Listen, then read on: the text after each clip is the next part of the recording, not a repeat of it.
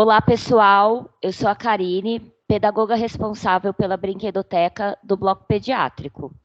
Hoje, nós vamos ter uma breve conversa sobre o protocolo de atendimento à criança com transtorno do espectro autista. É um protocolo que está dentro do DocNix, tá bom? Para começarmos, vamos entender um pouquinho da história do autismo. Quando nós temos um paciente autista na pediatria, eu ouço muito uma questão. Por que agora todo mundo tem o diagnóstico de autismo? Por isso que é importante compreendermos um pouco da história. O autismo, ele sempre existiu. Nos estudos, eles nos mostra que desde o século XVIII, o autismo já existe. O que é recente é o diagnóstico. Então, vamos fazer um raciocínio. Pensando lá no século XVIII, existiu o quê? A segregação. Então, essa família que tinha uma criança que apresentava comportamentos atípicos, ela não tinha condições de colocá-la na escola, de inseri-la na sociedade. Após algumas evoluções a respeito da legislação, começamos a integrar essas crianças. Então, as leis começaram a colocar as escolas especiais. Então, essa criança tem um comportamento diferente. Será que ela aprende? Ela ainda não era inserida junto com todas aquelas crianças dentro do padrão. Com mais um pouco de avanço na legislação, aí sim a gente vem com o boom da inclusão. Então, a mãe que tem uma criança que apresenta comportamentos fora do padrão, agora ela tem direitos, agora ela tem uma escola que é inclusiva, de que sim, é permitido que o meu filho aprenda de forma diferente. É direito de todas as crianças brincar, estar na escola, direito à saúde, direito a conviver em sociedade, direito ao lazer. Então, se eu tenho leis que me respaldam, eu vou inserir o meu filho e não escondê-lo. Além do avanço da legislação, nós também tivemos o avanço de pesquisas e o avanço da ciência. Vamos mostrar um pouquinho mais dos avanços na legislação. Lá em 2000, a gente começou a ouvir falar bastante das leis de acessibilidade das pessoas com deficiência. Em 2006, houve a Convenção sobre o Direito das Pessoas com Deficiência. Em 2012, uma lei muito importante, a Política Nacional de Proteção dos Direitos da Pessoa com Transtorno do Espectro Autista, que lhes assegura o quê? Direitos, o atendimento prioritário nos sistemas de saúde pública e privada. E muito importante, a pessoa com autismo, ela é considerada deficiente, tá bom? Então, mais para frente a gente vai mostrar aí como identificar esse autista e não fazer aquela clássica pergunta, mas por que que a senhora está querendo prioridade? Avançando um pouquinho nas leis, em 2015, a Lei Brasileira de Inclusão vai fazer um apanhado geral de todos os direitos e liberdades fundamentais previstos na Constituição Federal, incluindo a inclusão social e a cidadania das pessoas deficientes. Em 2020, uma lei muito falada, a Lei Romeu-Mion, que ela estabelece o quê? A emissão da carteira de identificação da pessoa com transtorno do espectro autista. Mas, afinal, o que é transtorno do espectro autista? Com base nos avanços da ciência, a gente agora afirma que transtorno do espectro autista é um transtorno do neurodesenvolvimento, predominantemente genético. Então, ele é herdado, seja da mãe, seja do pai, ou seja, em ambos. Também tem uma pequena porcentagem que vai falar que ela não é herdada. Então, durante o desenvolvimento do embrião, na parte que o cérebro está sendo formado, ocorre uma mutação durante o desenvolvimento do sistema nervoso central. E apenas de 0,4 a 1,2% pode ocorrer no ambiente uterino. Ou seja, no primeiro trimestre ainda existem aquelas mulheres que não realizam os cuidados do pré-natal, ingerem álcool, ingerem drogas e também podem ingerir medicamentos que não são adequados para uma gestante. Então, pode acontecer de ter aí alguma mutação durante esse processo e essa criança vir a ter o transtorno do espectro autista. Aqui, com base no DSM-5, tá bom? Ele vai caracterizar o TEA por prejuízos significativos na socialização, na comunicação e comportamentos não habituais. O TEA, ele não é uma doença, portanto, ele não tem cura. O TEA é uma condição permanente e as suas características variam de uma pessoa para outra. Ela afeta, então, a forma como a pessoa se comunica, como a pessoa interage e também como ela compreendem as informações. Cada indivíduo com autismo é único, não existe uma regra. Então, por exemplo, todo autista tem dificuldade de verbalizar? Não, tem autista que vai verbalizar, ok. Tem autista que vai apresentar ecolalia, então ele vai repetir tudo aquilo que ele ouvir, mas ele não processa aquela informação. Tem autista que é sensível ao toque, ele não gosta de ser tocado, mas tem também aqueles que adoram receber carinho, afeto. E ele vai classificar o DSM, ele classifica o TEA de acordo com a necessidade de suporte para as atividades de vida diária. O que eu quis dizer? Antigamente, a gente podia classificar o autismo em níveis. Então, ele era leve, moderado e severo. Hoje, com o avanço dos estudos, essa classificação foi excluída, está fora de uso. E nós iremos utilizar o quê? Nível 1 de suporte, nível 2 de suporte, ou seja, ele é uma pessoa com transtorno do espectro autista, nível 3 de suporte. Então, no nível 1, ele exige pouco apoio. No nível 2, ele exige apoio substancial. E no nível 3 de suporte, ele exige apoio muito substancial. Então, pensando nas atividades de vida diária, esse camarada necessita de um apoio, tá? Seja pouco, seja apoio simples ou muito apoio. Vamos observar agora as características, tá? Então, aqui vamos partir para a prática.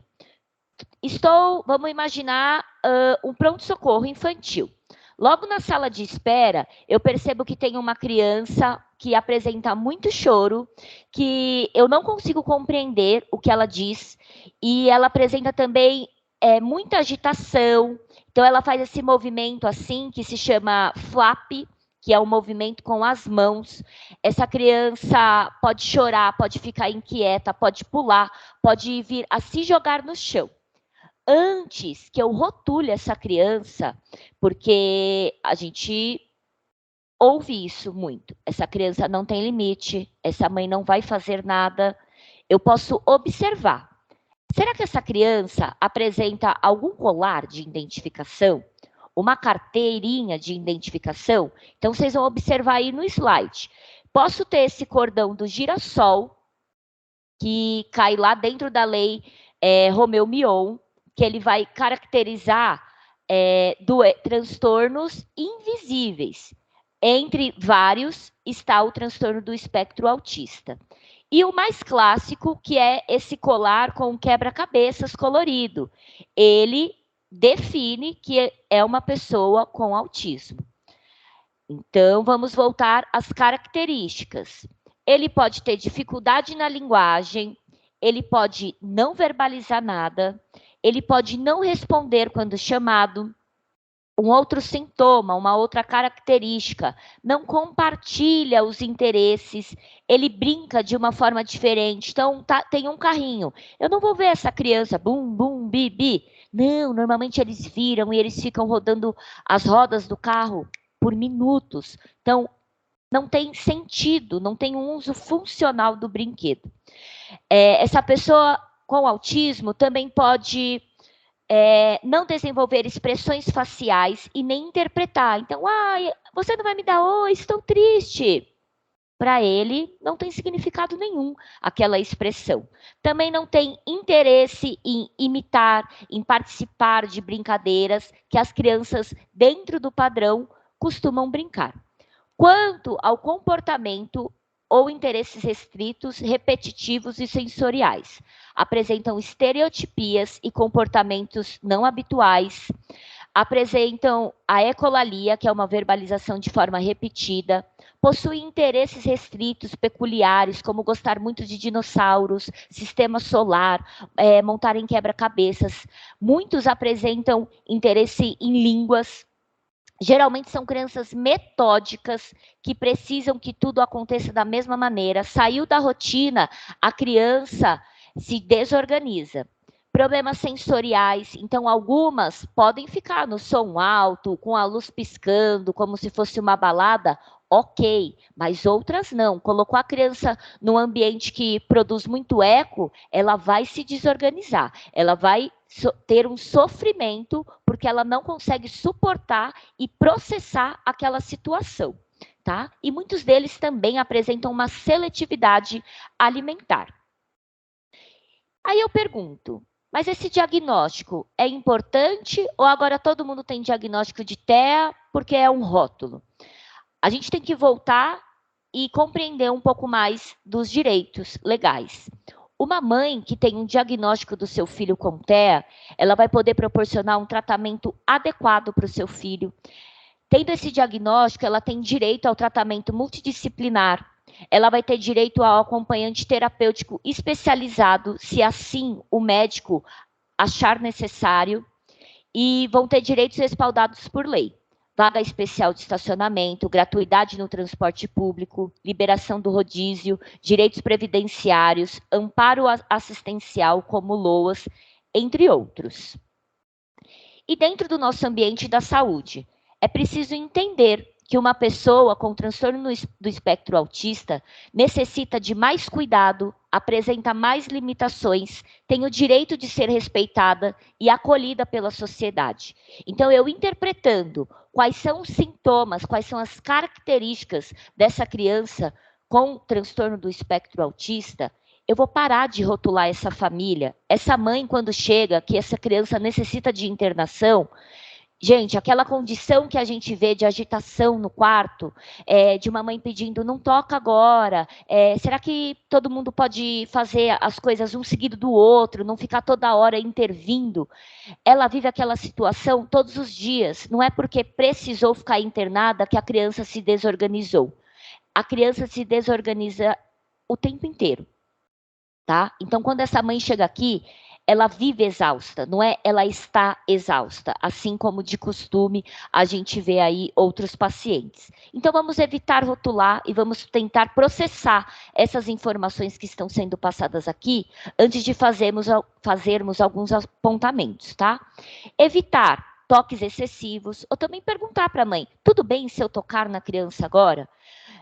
Dentro dos procedimentos da assistência, manter as bandejas fora do olhar da criança. Então, vou lá medicar, tudo bem eu me posicionar de costas para a criança, possibilitar que a mãe consiga garantir, né, que o responsável visualize os procedimentos técnicos, buscar com o enfermeiro a possibilidade de agrupamento dos cuidados, procedimentos e avaliações multidisciplinares, para não ter que a todo instante entrar uma pessoa diferente. Falar objetivamente com a criança. Agora é o momento do remédio. Agora é o exame. E dá um tempo que essa criança ela vai processar essa informação. Mesmo se ela não verbalizar, se ela ficar andando agitada no quarto, dá o tempo dela, não fica repetindo para que, né, você seja entendido. Eles precisam de um tempo maior para assimilar essa informação. E a empatia que eu coloquei aqui, essa empatia não é se colocar no lugar daquela mãe, mas pensar o que eu posso fazer nesse momento que vai contribuir para que esse atendimento seja de sucesso, né? Então eu vou perguntar para a mãe se eu posso tocar, se a mãe pode me auxiliar. Mãe, qual é a melhor maneira para que ele tome uma medicação que seja por via oral? Eu vou ministrar, a senhora pode ministrar. Fazer aí combinados, né? Para que ela também se sinta respeitada. E aqui uma figura muito importante que eu coloquei. A igualdade e a equidade, ela é prevista na nossa Constituição Federal. Então, igualdade, está todo mundo aí tentando fazer as coisas com os mesmos recursos. E a equidade, eu vou proporcionar uma igualdade para aquele que apresenta diferenças, tá bom? E é isso. Espero ter colaborado com vocês e que dessa forma a gente possa estar aí de acordo com a lei e oferecer aí um atendimento, na medida do possível, mais humanizado. Muito obrigada.